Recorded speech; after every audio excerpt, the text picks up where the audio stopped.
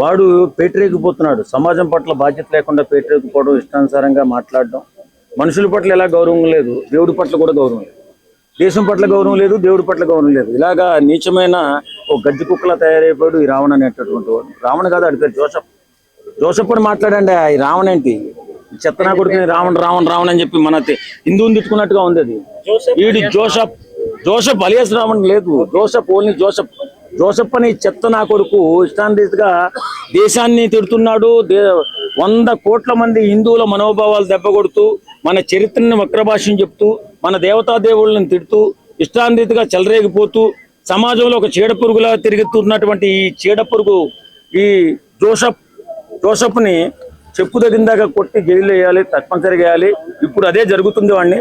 అంటే సార్ ఇప్పుడు పర్టికులర్ గా పవన్ కళ్యాణ్ గారిని టార్గెట్ చేసి మాట్లాడుతున్నారు దేని గురించి, అంటే ఆయననే టార్గెట్ చేయగల రీజన్? ఆయన కూడా దేశం పట్ల గౌరవం ఉన్న వ్యక్తి కాబట్టి పవన్ కళ్యాణ్ దేశం పట్ల గౌరవం ఉన్న వాళ్ళని ఎవరు కూడా వీళ్ళు పొగడరు, తిడుతూ ఉంటారు అన్నమాట. దేశం పట్ల మనం ఎవరైతే గౌరవంగా మాట్లాడతాడో, మన హిందూ మతం పట్ల ఎవరైతే గౌరవంగా మాట్లాడతారో వాళ్ళని తిట్టుకుంటూ ముందుకెళ్తుంటాడు. ఈ చీడపురుగులా మాడిపోయాడు ఈ చెత్తనా కొడుకు. కాబట్టి అలాంటి యధవులు ఇంకా చాలా మంది ఉన్నారు. ఈ మధ్యకాలంలో చాలా మంది తయారైపోయారు. దేశం అంటే గౌరవం లేకుండా, ప్రజలంటే గౌరవం లేకుండా, సమాజం అంటే గౌరవం లేకుండా, దేవతా దేవుళ్ళు అంటే గౌరవం లేకుండా తయారైపోతున్నారు. ఇది మన దేశానికి చాలా గొడ్డలు పెట్టి లాంటిది. చాలా మంది రావణ అనేవాడు క్రిస్టియనా హిందువులా? వాడు యదవ క్రిస్టియన్ అబ్బా.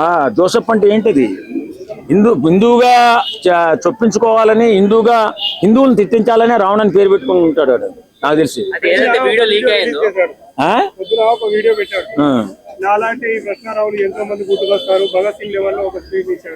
ఏదో కబుర్లు చెప్పడంలో ఏదో వాడు ముందు ఉంటాడు. ఎందుకంటే ప్రశ్నించడం అంటే బూతులు తిట్టడం కాదు, ఇది నేర్చుకోవాలి ఎవరైనా కానీ. ప్రశ్నించడం అంటే అడగడం.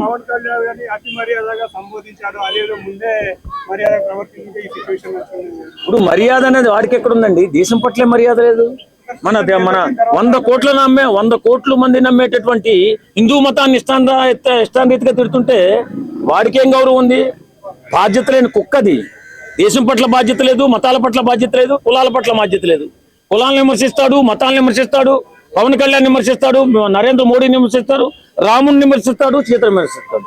ఇలాంటి చెత్తనా కొడుకు గురించి మాట్లాడడం చాలా అవమానకరంగా ఉంది నిజంగా. అంటే సార్ ఇప్పుడు ఆయన పైన దేశద్రోహి యాక్ట్ కింద జైలుకు పంపించిన తర్వాత కూడా ఆయన మాటలలో అహంకారమైన అదేదే కూడా తగ్గట్లేదు. అంటే ఎవరి సపోర్ట్ చేసుకొని ఆయన అంతగానో చెప్తున్నారు కదా. ఈ మధ్య జగన్మోహన్ రెడ్డికి బానిసగా మారిపోవడం చెప్తున్నారు కదా. వాళ్ళ ఆవిడ ఎవరో ప్రేయస్ ఎవరో నాకైతే తెలియదు, కానీ జగన్ అన్న నీకు చాలా ధన్యవాదాలన్నా, ఈ కష్టకాలంలో మా వెంట ఉన్నందుకు అన్నప్పుడు అర్థమైపోతుంది కదా వీడు జగన్ అన్న బానిస కుక్క అని. కాబట్టి నేనేమంటానండి, ఉండవు, బానిసగా ఉండవు, అభిమానిగా ఉండు, బానిసగా ఉండవు. అభిమానిగా చాలా మంది ఉంటారు, అభిమానులుగా ఉండండి, బానిసలుగా మారకండి. బానిసలుగా మారి ఇతర మతాల పైన, ఇతర కులాలకు, సరే అది హిందూ అవ్వచ్చు, ముస్లిం అవ్వచ్చు, క్రైస్తవుడు అవ్వచ్చు, ఎవరైనా కానీ ఒకరి మతంపై ఒకరు విషం జిమ్మేవాడు కానీ, ఒకరి మతాన్ని ఒకరు తక్కువ చేసి మాట్లాడేవాడు ప్రతి ఒక్కరు వెధవే. ఆ వెధవ దేశానికి బట్టిన చీడపురిగే. ఆడు హిందూ అవ్వచ్చు, క్రిస్టియన్ అవ్వచ్చు, ముస్లిం అవ్వచ్చు. మారండ్రా ఎదహొల్లారా, ఇది లౌకిక దేశం. అద్భుతంగా మన అందరం కలిసి అన్నదమ్ముల్లా బతకాలి. అంతేగాని ఇలా మతాల మధ్య, కులాల మధ్య చిచ్చు పెట్టి మీరేం బాగుపడతారు? దేశాన్ని నాశనం చేయడం తప్ప. ఏదైతే లీక్ అయిన వీడియో ఏదైతే చాలా మంది ఫేక్ వీడియో అని చెప్తున్నారు. ఆ ఫేక్ వీడియో మనం ఒక రియల్ గా ఫేక్ వీడియో లేదా ఏ వీడియో అనుకున్నా సరే మెయిన్ స్ట్రీమ్ వీడియోలు వేస్తున్నాయి కదా. శిచి, అలాంటి దాని గురించి మనం ఏం మాట్లాడతామా? నాకు అర్థం కాదు. ఇండస్ట్రీ పరంగా వాడికి అవకాశాలు తగ్గించాలండి. అవకాశాలు ఎక్కువైపోయి కళ్ళు మూసుకుపోయి, కళ్ళు బయర్లు కమ్మి మన దేశ సాంప్రదాయాన్ని, మన దేశ సంస్కృతిని, మన హిందూ మతంలో ఉన్నటువంటి దేవతా దేవుళ్ళని ఇష్టాన్రీతిగా మాట్లాడుతున్నాడు ప్రకాష్ రాజ్ అన్న ఈ యధవ. ఈ వెధవకి తప్పనిసరిగా బుద్ధి వస్తుంది. ఖచ్చితంగా సినిమా ఇండస్ట్రీ కూడా వాడికి అవకాశాలు తగ్గించి వాడి బుద్ధి వచ్చే విధంగా ప్రయత్నాలు చేయాలని కోరుకుంటున్నాను. మహిళ జడ శ్రావణ్ పై కూడా కేసు వేయడం జరిగింది. మా దగ్గర నేను లాయర్ని, న్యాయవాదిని అని చెప్పి కేసు వాదిస్తా అని చెప్పి 1,00,000 అయితే తీసుకోవడం జరిగిందంట. సో ఆయన పైన కేసు వేయడం జరిగిందంట. సో దానికోసం జడ శ్రవణ్ కుమార్ గారు ఇంతకు ముందు కూడా చాలా మందిని మోసం చేసినట్టు తెలుస్తుంది. అంటే ఇప్పుడిప్పుడే ఒకటి బయటపడుతుంది. ఎందుకంటే వీళ్ళు ఎంత నీచులో, ఎంత దుర్మార్గులో సమాజానికి తెలిసిన తర్వాత వీళ్ళందరూ కూడా బయటకు వస్తున్నారు. జడ శ్రవణ్ కుమార్ కానీ, జోసఫ్ కానీ. ఎందుకంటే వీళ్ళు సమాజానికి బట్టిన చీడపురుగులా తయారైపోయారు. నిజంగా దేశం పట్ల కానీ మతాల పట్ల కానీ కులాల పట్ల కానీ గౌరవం లేకుండా ఇష్టానురీతిగా మాట్లాడడం, ఇష్టం వచ్చినట్టు పేలడం, ఏదో ఒక సభ పెట్టడం, ఆ సభలో ఇష్టానురీతిగా మాట్లాడడం. ఈ జోసెఫ్ అనేవాడు ఒక యూట్యూబ్ ఛానల్ పెట్టి 100 కోట్ల మంది హిందువులు, 100 కోట్ల మంది ఉన్న హిందువుల మనోభావాలు దెబ్బ కొడుతూ, దేవతాదేవుళ్ళని కించబరుస్తూ, హిందూ మతాన్ని చాలా చీప్గా మాట్లాడుతూ వీడియోలు చేస్తూ ఇష్టానురీతిగా చెలరేగిపోతున్నాడు. తర్వాత ప్రతి విధానికి నా కొడక నా కొడక నా కొడక అని మాట్లాడుతుంటాడు. ఒరే నా కొడక, నీకు చెప్తున్నాం, బాధ్యతతో మెలగరా, సమాజం పట్ల గౌరవంతో ఉండరా, చెత్త నా కొడక. ఇప్పుడు ఇంతమంది దేవతాదేవుల్ని కించబరుస్తూ మాట్లాడుతుంటే వాడికి సపోర్ట్ చేస్తే కొన్ని కుక్కలు ఆడు కూడా తిరుగుతున్నాయి. వాస్తవంగా ఈ జడ శ్రవణ్ కుమార్ అనే కుక్క కూడా వాడితో తిరుగుతుంది. ఎందుకంటే నన్ను కుక్క అని, పిచ్చెక్కిన కుక్క ఎటు తిరుగుతుందో ఎవరికి తెలియదు. అలానే కుక్కలా తయారైపోయాడు జడ శ్రవణ్ కుమార్. అలాగే ఈ జోసెఫ్, వీడు రావణ్ అని పేరు పెట్టుకున్నాడు. రావణ్ అంటే ఎవరు? హిందూ. వీడిని ఎవరైనా తిడితే హిందువుని తిట్టినట్టే కదా. ఏ జోసెఫ్ అనేవాడు క్రిస్టియన్ పేరులో ఉండాలి కదా. రావణాన్ని ఎందుకు పెట్టుకున్నాడు? హిందూ మతాన్ని ఎలాగైనా తక్కువ చేసి మాట్లాడాలి, హిందూ మతాలని, హిందూ దేవతాదేవులు తక్కువ చేసి మాట్లాడాలి, హిందువుల మనోభావాలు దెబ్బ కొట్టాలనే ఆలోచనే కదా. కాబట్టి నేనేమంటానంటే, ఇలాంటి ఎదవలను నమ్మకండి. సమాజం పట్ల బాధ్యత లేని ఇలాంటి కుక్కల్ని వెంటేసుకుని రాకండి. ఎందుకంటే సమాజంలో బాధ్యతగా మనిషి గౌరవించే విధంగా ఉండాలి తప్ప మనుషుల్లో విష సంస్కారాన్ని ప్రవేశపెట్టే విధంగా మతాల మధ్య చిచ్చు పెడుతూ, కులాల మధ్య చిచ్చు పెడుతూ వెళ్ళేటటువంటి ఇలాంటి వ్యక్తుల్ని ఎవరు కూడా సపోర్ట్ చేయకూడదు. అంటే న్యాయవాదిని అని చెప్పి డబ్బులు తీసుకుని న్యాయవాదికి ఆడి న్యాయవాది అండి, న్యాయమూర్తి అంట. న్యాయమూర్తిగా మరి న్యాయమూర్తిగా ఎవరిచ్చాడు వాడి సర్టిఫికెట్ నాకైతే తెలియదు. న్యాయమూర్తులు ఎంత సౌమ్యంగా ఉంటారు తెలుసా? న్యాయమూర్తి అంటే దేవుడు వృత్తే, సామాన్య వృత్తి కాదు.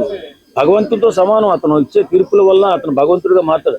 అలాంటి వృత్తిలోకి యధవని ఎందుకు తీసుకున్నారో నాకైతే అర్థం కావట్లేదు. ఇంత నీచ సంస్కారం, బాధ్యత లేదు. దేశం పట్ల బాధ్యత లేకపోవడం అంటే దేశ అభ్యున్నతికే ప్రమాదం.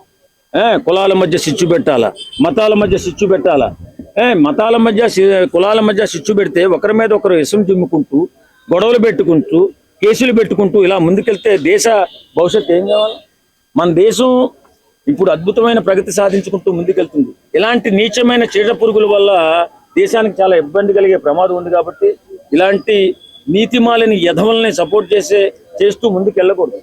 ఎందుకంటే ఇప్పుడు ఒక పేరు వచ్చిన తర్వాత, ఒక ఫామ్లోకి వచ్చిన తర్వాత యువతకు ఉపయోగపడేటటువంటి మంచి వీడియోస్ చేసుకుంటూ, యువత భవిష్యత్తు కోసం మాట్లాడుతూ, గవర్నమెంట్ నుంచి వచ్చేటటువంటి సహకారాన్ని యువత ఎలా అందిపుచ్చుకోవాలో చెప్తూ ఇలా ముందుకెళ్ళాలి. కానీ ఏదో చిన్న యూట్యూబ్ ఛానల్ పెట్టి ఇష్టానుసారంగా మతాల పేరుతో, కులాల పేరుతో విషం జిమ్మేస్తారంటే ఇలాంటి నా కొడుకుల్ని తొక్కి నార తీస్తేనే దేశం బాగుపడుతుంది. అయితే ఆ లేడీ ఏదైతే మోసం చేశారని చెప్పి కోర్టుకి వెళ్ళి అడిగితే కోర్టులో ఏమనంటే ఆయన ప్రాక్టీస్ చేయడానికి పనికిరాడు అనేటట్టు చెప్తారంట. ఆయన కోర్టులో ప్రాక్టీస్ చేయడానికి కూడా పనికిరాడని చెప్పడం అయితే జరిగింది. సో దానికి ఈ ప్రాక్టీస్ పనికిరాకే కదా వీడిని ఉద్యోగంలో తీసేసింది.